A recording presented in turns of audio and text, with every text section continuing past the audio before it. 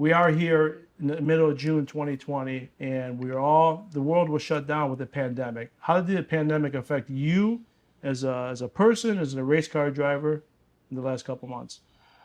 Um, yeah, I mean, considering everything got shut down, meant like, we couldn't really go to any racetracks or any races that were coming up on the schedule. So, but thankfully, we have another thing in mind to kind of keep us all entertained and, kind of, help keep us up to date, with the racing simulators. In fact, there's iRacing going on, I even got one at home.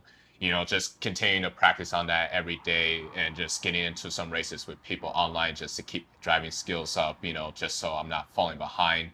And we even did racing series like a month ago just to have a little fun and give some fans some sort of entertainment with all this sports being down to a halt. So Yeah, you were. I think I saw it on Facebook. You were doing virtual race car driving. How does that work? so I mean, again, like I kind of have like had an iRacing account and a simulator for a few years now. Most of the time you can just go on, get on any official races. There's many people that get online. You can join and just kind of get together and just sort of, kind of get your car ready, and just, kind of have a little fun with it, And so I've been doing it for quite a while, and it wasn't unusual for me once everything got put to a halt. So now the last 3 months you've been home a lot. Mom doing a lot of cooking for you. I mean, you've been eating a lot with mom's cooking. No, I still help her out in the kitchen. Yeah. I mean, I kind of got into, cooking with my mom a lot the last couple years. And, even with us being at home a lot, we're still doing it, trying to come up with what recipe we want to make for dinner and all that. So we're still doing that. He's quite a chef, actually. Yeah, I'm a sous chef. Yeah. He has Okay. taken over the kitchen, and it's interesting cooking with an autistic person.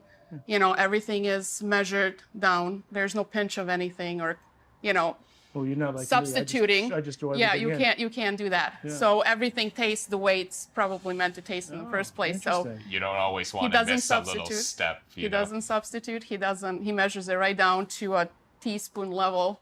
Everything is leveled out. So it takes a while to prep for everything, but the outcome is amazing. Yeah, my son with autism, he's amazing. 7 years old. My wife tries to dabble with him. I try to dabble with him here a little bit, but he just hasn't shown the interest in making pizza. Okay. He'll watch, but he hasn't shown the interest in making pizza. It'll take time. In the Maybe one day beginning, he'll grow into yeah. it, So he was growing up, he was a very picky eater, which is very common with autistic children. He had a very hard time eater, was too soft, too hot, too cold, too chewy, too crunchy, too this, to that. And I had a really hard time, but I felt like, if he's in the kitchen with me cooking, even though he doesn't eat what we make, he knows what goes into making. And then eventually over time, and it was really 10, 11, 12, where he would be like, he'll try a tomato for the first time. He's like, oh my gosh, I like the tomato. I'm like, thank God, so like little things. And now he eats, spicy food. He makes his own, full-blown breakfast every morning and all kinds of stuff. People that known him back then, knowing that he wasn't eating much at all, to see him now Yeah, making all these things, it's amazing.